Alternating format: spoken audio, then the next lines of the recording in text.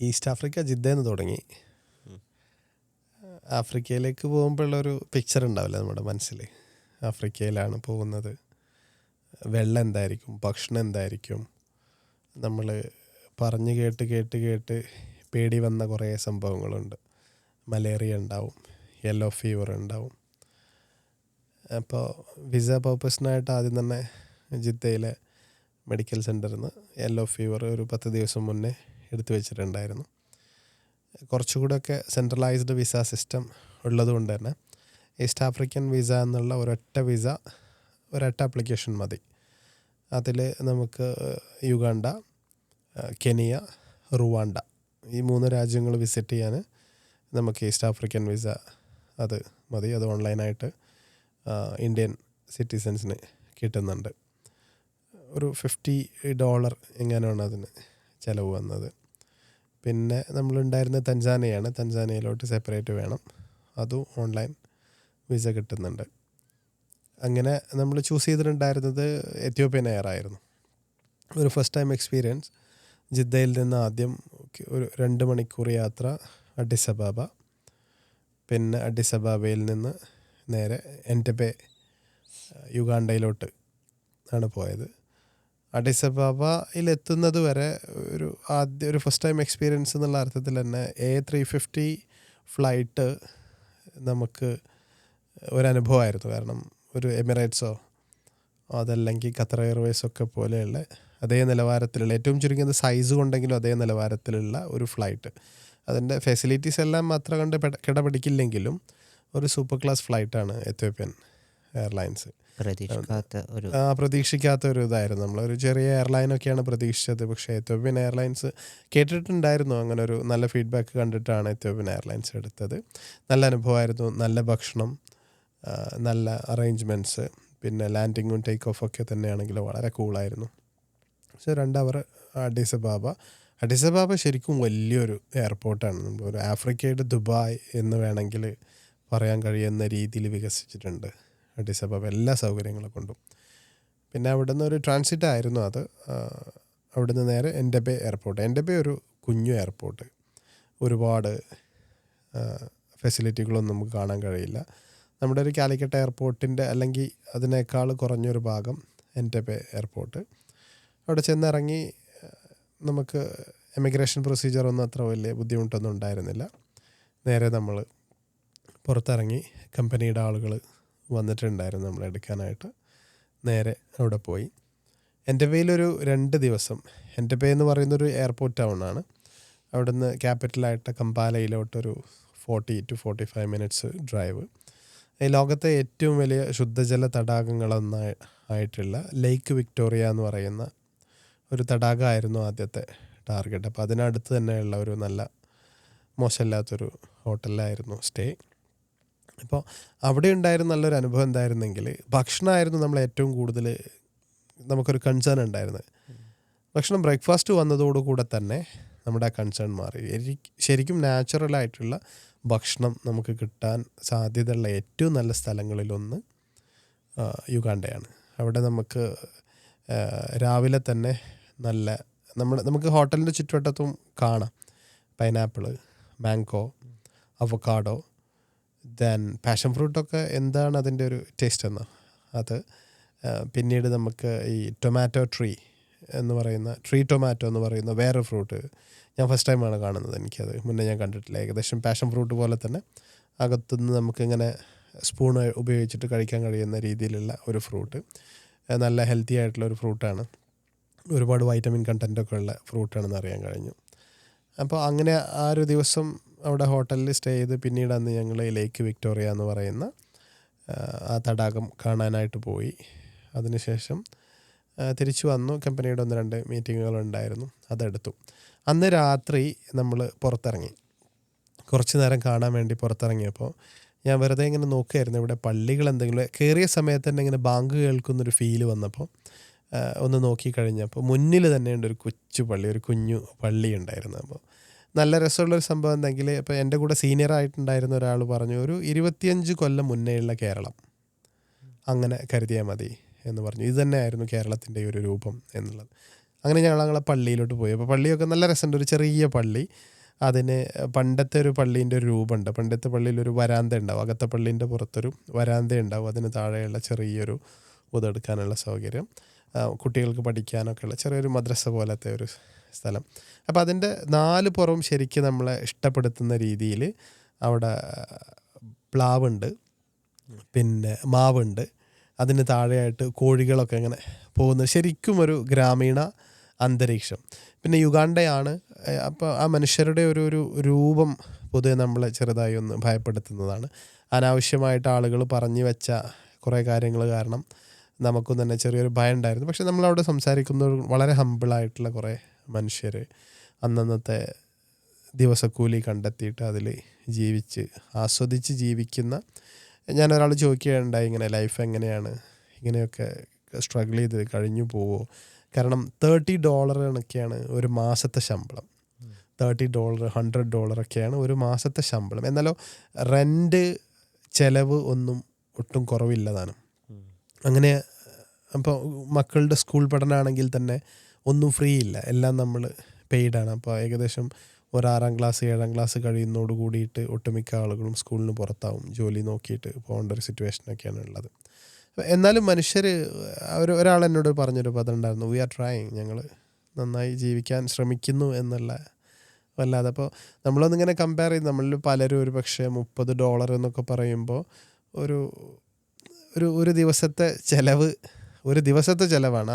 ആ ഒരു ദിവസത്തെ ചിലവാണ് ആ മനുഷ്യരുടെ പലരുടെയും ഒരു മാസത്തെ വേതനം എന്ന് പറയുന്നത്. അപ്പോൾ അങ്ങനെയും ചില മനുഷ്യർ നമ്മുടെ ഇടയിൽ ജീവിക്കുന്നുണ്ട് എന്ന് മനസ്സിലാക്കാനുള്ളൊരു ഐ ഓപ്പണറായിരുന്നു. പക്ഷേ ദ സ്റ്റിൽ ഹാപ്പി, അവർ സന്തോഷമായിട്ട് ചിരിക്കുന്നുണ്ട്, നന്നായിട്ട് ചിരിച്ചിട്ട് അവരിങ്ങനെ ജീവിച്ചു പോകുന്നുണ്ട്. അങ്ങനെ 2 ദിവസത്തിന് ശേഷം പിന്നീട് കെനിയയിലെ നൈറോബി, ഇവിടുന്ന് എൻറ്റബയിൽ നിന്നൊരു 2 hours ഫ്ലൈറ്റ്, 2 hours ഉണ്ട്, 1 hour ഫ്ലൈറ്റ് നൈറോബിയിലോട്ട്. അത് കുറച്ച് കെനിയൻ എയർലൈൻസ് നമ്മുടെ ഫ്ലൈനാസൊക്കെ പോലെയുള്ള ഒരു ഫ്ലൈറ്റ്. റിലേറ്റീവ്ലി കുറച്ചൊരു ഫ്രൈറ്റനിങ് ആയിരുന്നു, അത് വെതർ കുറച്ചൊരു മോശമായിരുന്നു. അപ്പം നല്ല മഴയുണ്ട് അവിടെ, ടർബുലൻസ് ആദ്യം തന്നെ വോൺ ചെയ്തിട്ടുണ്ടായിരുന്നു, നമ്മൾ ചെറിയൊരു ടർബുലൻസ് എക്സ്പെക്റ്റ് ചെയ്യുന്നുണ്ട് എന്നുള്ളത്. ബട്ട് 1 hour കൊണ്ട് നമ്മൾ നൈറോബിയിലെത്തി. നൈറോബി ഇതുപോലെ തന്നെ ഒരു ഡെവലപ്ഡ് ആയിട്ടുള്ള ഒരു രാജ്യമാണ്, അത്യാവശ്യം ഡെവലപ്പ് ചെയ്തുകൊണ്ടിരിക്കുന്ന രാജ്യമാണ്, ഒരുപാട് റിസോഴ്സ് ഉള്ള രാജ്യമാണ്, ഒരു ബിസിനസ് ക്യാപിറ്റലാണ്, ആഫ്രിക്കയുടെ ഒരു ചെറിയ ബിസിനസ് ഹബ്ബ് എന്ന് വേണമെങ്കിൽ പറയാം. ഇവിടെ നമ്മൾ ഇൻട്രസ്റ്റിംഗ് ആയിട്ട് അറിഞ്ഞൊരു കാര്യം, എക്കണോമിയുടെ ഒരു മെജോറിറ്റിയും ഇപ്പോഴുള്ളത് ഇന്ത്യൻ കമ്മ്യൂണിറ്റി, അഥവാ നമ്മളൊരു ബ്രിട്ടീഷുകാർ ഭരിച്ചിരുന്ന സമയത്ത് ഈ റെയിൽപാളം നിർമ്മിക്കുന്നതിന് വേണ്ടിയിട്ട് കൊണ്ടുപോയിട്ടുള്ള ഇന്ത്യക്കാരുണ്ട്, വിശിഷ്യ ഗുജറാത്തികളൊക്കെ. ഈ ഗുജറാത്തികൾ അവിടെ സെറ്റിലായി, പിന്നീട് അവർ തിരിച്ചു വരാനുള്ള അവസരം വന്നപ്പോഴും അവർ വന്നില്ല. അങ്ങനെ അവർ കെനിയൻ സിറ്റിസൺഷിപ്പായി. ഇപ്പോൾ അവരിൽ പലരുടെയും 2nd ജനറേഷൻ 3rd ജനറേഷനൊക്കെ ആയിട്ട് അവരവിടെ ഒരു വെൽ കമ്മ്യൂണിറ്റി ആയിട്ട് മാറിയിട്ടുണ്ട്. ഇപ്പോൾ ഇവിടെ ഒരു ഓഷ്വാൾ കമ്മ്യൂണിറ്റി ഉണ്ട്, അതുപോലെ തന്നെ ആഗാഖാൻ കമ്മ്യൂണിറ്റി എന്ന് പറയുന്ന അങ്ങനെ ഒരു കമ്മ്യൂണിറ്റി ഉണ്ട്. They are very well settled, അവർ അത്രയും സെറ്റിൽഡായിട്ട് ജീവിക്കുന്ന ആളുകളാണ്. ഒരു 2 ദിവസത്തെ എക്സ്പോ ഉണ്ടായിരുന്നു, അതിനുശേഷം ഒരു 5 ദിവസം കെനിയയുടെ നൈറോബിയുടെ ബാക്കി എന്താണ് ഇവിടുത്തെ ഒരു ബിസിനസ് ഓപ്പർച്യൂണിറ്റീസൊക്കെ അറിയാനുള്ള കുറേ ആളുകളെയൊക്കെ മീറ്റ് ചെയ്തു. കുറച്ചൊരു ടയർഡായിരുന്നു, കാരണം ഒരു ടൈറ്റ് സ്കെഡ്യൂൾ പോലെ ഫീൽ ചെയ്തു. പിന്നെ ഒരു ദിവസം അതിനിടയ്ക്ക് ഞങ്ങൾ നൈറോബി നാഷണൽ പാർക്ക് കാണാനുള്ള ഒരു അവസരം കിട്ടി. അത് നല്ലൊരു എക്സ്പീരിയൻസ് ആയിരുന്നു. എന്തെങ്കിൽ ഈ ലോകത്തിലെ തന്നെ ഒരു ടൗൺഷിപ്പിന് നടുവിലുള്ള ചേർന്ന് കിടക്കുന്ന ഒരു പാർക്ക് എന്ന് പറയുന്ന ലോകത്ത് എവിടെ ഇല്ല തോന്നുന്നുണ്ട്. അപ്പോൾ നമ്മൾ സിംഹത്തെ കാണുമ്പോൾ തന്നെ നമ്മളൊന്ന് ദൂരോട്ട് നോക്കിക്കഴിഞ്ഞാൽ വണ്ടികൾ പോകുന്നതെന്ന് നമുക്ക് കാണാം. അപ്പോൾ അങ്ങനെ അടുത്ത് കിടക്കുന്ന ഒരു പാർക്ക്, ഇനി ഒരു മാൻമെയ്ഡ് പാർക്കാണോ അതല്ല ഉള്ള പാർക്കിന് അടുത്ത് ടൗൺ ഡെവലപ്ഡ് ആയതോ എന്തോ അറിയില്ല. എങ്ങനെയാണെങ്കിലും അവിടെ നമ്മൾ സിംഹം, അതുപോലെ തന്നെ സീബ്ര, ജിറാഫ്, അങ്ങനെ ഒരുപാട് മൃഗങ്ങളെ കാണുകയുണ്ടായി. അതിൽ ഇൻട്രസ്റ്റിംഗ് ആയിട്ടുള്ള വേറൊരു കാര്യം കണ്ടതെന്നെങ്കിൽ ഈ നാഷണൽ പാർക്കിൻ്റെ നടുവിലൂടെ ഒരു ബ്രിഡ്ജ് പോകുന്നുണ്ട്. ഈ ബ്രിഡ്ജ് എന്ന് പറയുന്നത് ചൈനയാണ് അവരുടെ ഇൻഫ്രാസ്ട്രക്ചർ ഡെവലപ്പ് ചെയ്യാൻ വേണ്ടിയിട്ട് ഏറ്റവും കൂടുതൽ ഇപ്പോൾ സഹായിച്ചു കൊണ്ടിരിക്കുന്നത്. അപ്പോൾ ഈ കാടിനെ മുറിച്ചുകൊണ്ട്, ഇങ്ങനെ നടുമുറിച്ചുകൊണ്ട് വലിയൊരു റെയിൽപാളം കടന്നു പോകുന്നുണ്ട്. ഇപ്പോൾ ഒരു വലിയ ബ്രിഡ്ജിന് മുകളിൽ ഒരു റെയിൽപാളം കടന്നു പോകുന്നുണ്ട്. മൊംബാസ വരെ കണക്ട് ചെയ്യുന്ന അവരുടെ പിന്നെ ഒരു കോസ്റ്റൽ സിറ്റിയാണ് മൊംബാസ. മൊംബാസയിലാണ് പോർട്ട് ഉള്ളത്. അപ്പോൾ ഈ നൈറോബിയിൽ നിന്ന് മൊംബാസ വരെ പോകാനുള്ളൊരു ട്രെയിൻ സൗകര്യം ഇപ്പോൾ അവിടെ വന്നിട്ടുണ്ട്. അങ്ങനെ ഒരു ദിവസം നൈറോബി നാഷണൽ പാർക്കിൽ സ്പെൻഡ് ചെയ്തു. പിറ്റേ ദിവസം ഞങ്ങൾ അവിടുന്ന് തൻസാനിയ ലക്ഷ്യം വെച്ചു. തൻസാനിയയിൽ ഡയറക്റ്റ് ഫ്ലൈറ്റ് ഉണ്ടായിരുന്നില്ല ഞങ്ങൾക്ക് പോകേണ്ട സ്ഥലത്തേക്ക്. മുവാൻസ എന്ന് പറയുന്ന സ്ഥലത്തായിരുന്നു നമുക്ക് പോകേണ്ടിയിരുന്നത്. അപ്പോൾ കിളിമഞ്ചാരോ കേട്ടിട്ടുണ്ടാവും. പക്ഷേ കിളിമഞ്ചാരോ എന്ന് പറഞ്ഞാൽ ലോകത്തെ സ്റ്റാൻഡലോൺ മൗണ്ടെയിൻ, ഏറ്റവും വലിയ സ്റ്റാൻഡലോൺ മൗണ്ടെയിൻ എന്ന് പറയുന്നത് കിളിമഞ്ചാരോ ഉള്ളത്. അപ്പോൾ അതിന് തൊട്ട് താഴെ അല്ലെങ്കിൽ അടുത്തായിട്ട് കിടക്കുന്ന ഒരു എയർപോർട്ട് കിളിമഞ്ചാരോ, അവിടെ ആയിരുന്നു നമുക്ക് ട്രാൻസിറ്റ് കിട്ടിയത്. അവിടുന്ന് ഒരു 1 hour പോയി കഴിഞ്ഞപ്പോൾ ഈ മുവാൻസ എന്ന് പറയുന്ന സ്ഥലത്തെത്തി. അവിടെയും ഈ ലേക്ക് വിക്ടോറിയ ഉണ്ട്. ഈ ലേക്ക് വിക്ടോറിയ എന്ന് പറയുന്നത് 4-5 രാജ്യങ്ങളിലൂടെ കടന്നു പോയിട്ട് അവസാനം നെയിൽ നദി ആയിട്ട് മാറുകയാണ് അത് ചെയ്യുന്നത്. ഈജിപ്തിലാണ് അത് അവസാനിക്കുന്നത്. ഈജിപ്തിലെത്തുന്നതോട് കൂടിയിട്ട് അത് റിവറായിട്ട് മാറെങ്കിലും അതിന് മുന്നേയുള്ള സ്ഥലങ്ങളിലൊക്കെ കണ്ടാൽ നമുക്ക് കടലാണ് തോന്നും, തിരമാലയൊക്കെ ഉണ്ട്. പക്ഷേ അത് ഒരു ലേക്കാണ്, ശുദ്ധജല തടാകമാണ്. അതിൽ വളരുന്നൊരു മത്സ്യത്തിൻ്റെ സോഴ്സ് തേടിയിട്ടായിരുന്നു ഞങ്ങളുടെ ഒരു യാത്ര ഉണ്ടായിരുന്നത്. അപ്പോൾ ഒരു 2 ദിവസം ഇതുപോലെ തൻസാനിയയിൽ ഇത് ചെറിയൊരു എയർപോർട്ട് മുവാൻസ. അങ്ങനെ മുവാൻസയിൽ നിന്ന് പിന്നീട് തിരിച്ചു വരുമ്പോൾ ദാറുസലാം ഒരു വെൽ ഡെവലപ്ഡ് സിറ്റിയാണ്. എയർപോർട്ടെല്ലാം വളരെ ഭംഗിയുള്ളൊരു എയർപോർട്ട്. അങ്ങനെ അവിടുന്ന് ദാറുസലാമിൽ നിന്ന് അഡിസ് അബാബ വഴി വീണ്ടും നമ്മൾ തിരിച്ച് ജിദ്ദയിലെത്തി. അങ്ങനെയുള്ളൊരു ഒഫീഷ്യൽ ട്രിപ്പ് ആയതുകൊണ്ട് തന്നെ ഒരു ആസ്വാദനം എന്നുള്ള ഒരു സാധ്യതയൊന്നും ഉണ്ടായിരുന്നില്ല. ഒരു ടൈറ്റ് സ്കെഡ്യൂൾഡായിട്ടുള്ളൊരു ട്രിപ്പ്. ബട്ട് ശരിക്കും പറഞ്ഞു കഴിഞ്ഞാൽ നമുക്കൊരു പുതിയ അനുഭവമായിരുന്നു ഒരു ആഫ്രിക്കൻ പര്യടനം. കുറേ മനുഷ്യരെ കാണാൻ കഴിയുക, അവരുടെ ഭക്ഷണങ്ങൾ. ഈ ഭക്ഷണങ്ങളിലൊക്കെ പറയാനുള്ളത് എന്താണെന്നുണ്ടെങ്കിൽ ഇവരുടെ ഭക്ഷണത്തിൽ ഇന്ത്യൻ ഇൻഫ്ലുവൻസ് വല്ലാതെ വന്നിട്ടുണ്ട്. നമ്മളെവിടെ പോയി കഴിഞ്ഞാൽ സ്പൈസി ഫുഡ് നമുക്ക് കാണാൻ പറ്റുന്നുണ്ട്. നമ്മുടെ അൽഫാം, ചിക്കൻ കടായി, ചിക്കൻ ബട്ടർ നാൻ, അങ്ങനെയുള്ള ഇന്ത്യൻ ഫുഡിൻ്റെ ഒരു വലിയൊരു ഇൻഫ്ലുവൻസ് അവരുടെ ഭക്ഷണത്തിൽ വന്നു കയറിയിട്ടുണ്ട്. പൊതുവെ പാവങ്ങളായിട്ടുള്ള കുറേ മനുഷ്യർ. എന്നാൽ എല്ലാ റിസോഴ്സും ഉണ്ട് താനും, അവർക്കില്ലാത്ത ഒന്നുമില്ല. തൻസാനിയയിലൊക്കെ ആണെങ്കിൽ ഇപ്പോൾ അവർക്ക് ഗോൾഡ് ഉണ്ട്, കോപ്പർ ഉണ്ട്, മത്സ്യമുണ്ട്, വെജിറ്റബിൾസ്, ഫ്രൂട്ട്സ് എല്ലാം നിറയെ ഉണ്ട്. എനിക്ക് തോന്നുന്നു ഇങ്ങനെ അവരുടെ ഒരു വെൽത്ത് ഒരു ഈക്വലി ഡിസ്ട്രിബ്യൂട്ട് ചെയ്യുന്നതിൽ ഉള്ള ഒരു അപാകത കാരണമായിരിക്കും ഒരു പക്ഷേ അവരിപ്പോഴും ഇങ്ങനെ ഒരു പാവങ്ങളായിട്ട് ജീവിക്കേണ്ടി വരുന്നത്. പക്ഷേ എൻഡ് ഓഫ് ദി ഡേ അവർ മുഖങ്ങൾ കാണുമ്പോൾ അവരൊക്കെ ഹാപ്പിയാണ്. തൻസാനിയയിലെ മനുഷ്യരൊക്കെ വളരെ ഹമ്പിളായിട്ടുള്ള കുറേ മനുഷ്യർ. ഒരുപാട് ഇന്ത്യക്കാരുണ്ട് അവിടെ, മലയാളികൾ. ഞാൻ എന്നെ അവിടെ പിന്നെ ഹോസ്റ്റ് ചെയ്ത പുള്ളി അവിടെ ഏകദേശം 30 വർഷത്തിലധികമായി ആ നാട്ടിൽ ജീവിക്കുന്നു. സോ ഒരു വ്യത്യസ്ത അനുഭവമായിരുന്നു അത്. പറഞ്ഞു വന്നതിൽ ഒന്ന് മനസ്സിലായത്, അപ്പോൾ പൈസ വേണമെന്നില്ല ആണ് ഹാപ്പിനെസ്സിന്. അപ്പോൾ പൈസ ഉണ്ടായിട്ടും വേറൊരു കോൺസെപ്റ്റാണ്. പക്ഷേ അത് നമ്മൾ ഒരു ഐ ഓപ്പണറാണ്. എന്തെങ്കിൽ നമ്മൾ ഇത്തരം സ്ഥലങ്ങളും ഈ മനുഷ്യരെയൊക്കെ കാണുമ്പോഴാണ് പൈസയാണ് ഒരു സന്തോഷത്തിൻ്റെ മാനദണ്ഡം എന്നുള്ളത് മാറ്റിമറിക്കുക തന്നെ ചെയ്യും. അപ്പോൾ നമ്മൾ രാവിലെ കണ്ടൊരു നല്ലൊരു അനുഭവം ഉണ്ടായിരുന്നു അവിടെ. അതെന്തെങ്കിൽ ഞങ്ങളുടെ ഹോട്ടലിൻ്റെ താഴെ നമ്മുടെ നാട്ടിൽ അതുപോലെയുള്ളൊരു ചായക്കട ഉണ്ടായിരുന്നു. അപ്പോൾ ഈ ഒരു 2 സ്ത്രീകൾ ഞങ്ങൾ കാണുന്നുണ്ട് നേരിട്ടിട്ട്. അവരിങ്ങനെ അരച്ച് മാവെല്ലാം ശരിയാക്കിയിട്ട് പിന്നെ ചപ്പാത്തി പോലത്തെ എന്തോ ഒരു സാധനം ഉണ്ടാക്കിയിട്ട് അവർ കടയിൽ നിന്ന് വിൽക്കുകയാണ്. ഒരു ചെറിയൊരു തട്ടുകടയാണ്. അപ്പോൾ വീട്ടിലുള്ള അച്ഛനും അമ്മയും പിന്നെ മക്കളും പേരക്കുട്ടികളും ഒക്കെ കൂടി എല്ലാവരും ചേർന്നിട്ട് രാവിലെ ഈ ബ്രേക്ക്ഫാസ്റ്റ് തയ്യാറാക്കിയിട്ട് ഇരിക്കാനൊക്കെ ചെറിയൊരു തട്ടുകട അവിടെ ആളുകൾ വന്നിരുന്ന് കഴിച്ചു പോകുന്നുണ്ട്. അപ്പോൾ നമ്മൾ കണ്ടത് ഈവനിങ്ങിന് ആയിക്കഴിഞ്ഞപ്പോൾ കണ്ടൊരു സംഭവം എന്നാൽ ഇവരെല്ലാവരും കൂടെ ചേർന്നിരുന്നിട്ട് കളിക്കുന്നുണ്ട്. ഈവനിങ്ങിൽ എല്ലാവരും കൂടെ ചേർന്നിരുന്നിട്ട് കളിക്കുന്നുണ്ട്. അപ്പോൾ മുന്നിലേക്ക് ഇറങ്ങിക്കഴിഞ്ഞാൽ ഈ ലേക്ക് വിക്ടോറിയ ഉള്ളത്. അപ്പോൾ രാവിലെ അവിടെ പോയി ചാടി കുളിക്കുന്നു. അത് കഴിഞ്ഞ് വരുന്ന വഴിയിൽ ഈ പറഞ്ഞ പോലെ മാങ്ങയൊക്കെ വീണ് കിടക്കുന്നുണ്ട്, അവക്കാഡോ വീണ് കിടക്കുന്നുണ്ട്, നിറയെ ഫ്രൂട്ട്സ് ഉണ്ട്. സോ പിന്നെ ഒരു അത്യാവശ്യം സൗകര്യങ്ങളും ആ നാട്ടിലായിട്ടുണ്ട്. റോഡെല്ലാം നല്ല നീറ്റ് ആൻഡ് ടൈഡിയാണ്.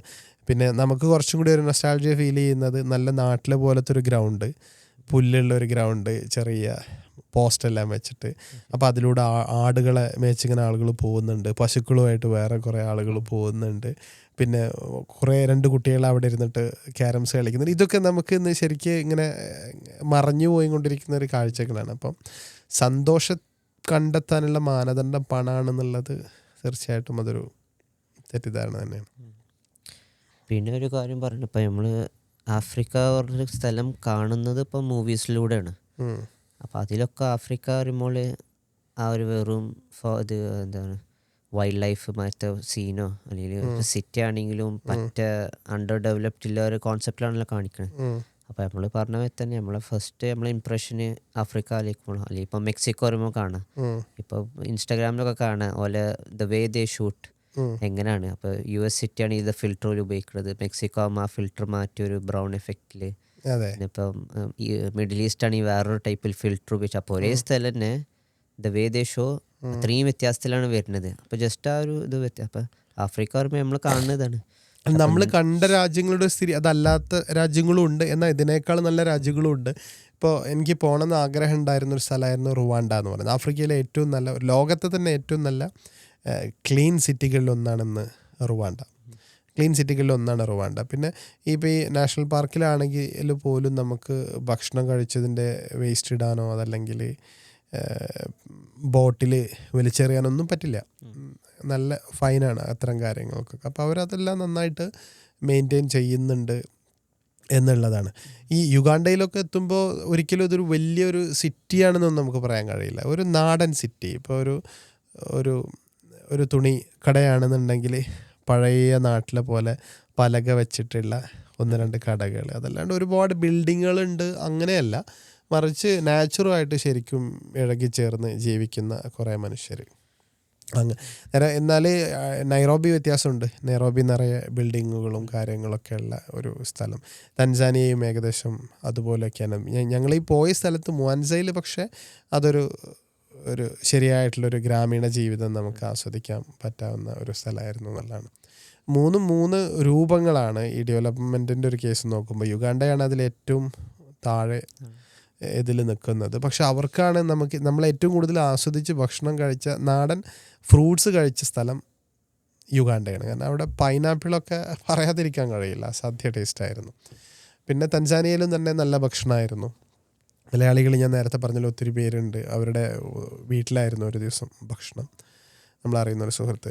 നല്ലൊരു അനുഭവം ഉണ്ടായത് കെനിയയിൽ ഇതുപോലെ നമ്മളൊരു കാടിനുള്ളിലെ ഒരു റിസോർട്ടാണ് ഒരു ദിവസം എടുത്തത് താമസിക്കാൻ. അപ്പോൾ 3 ദിവസം ഞങ്ങൾ അവിടെയായിരുന്നു.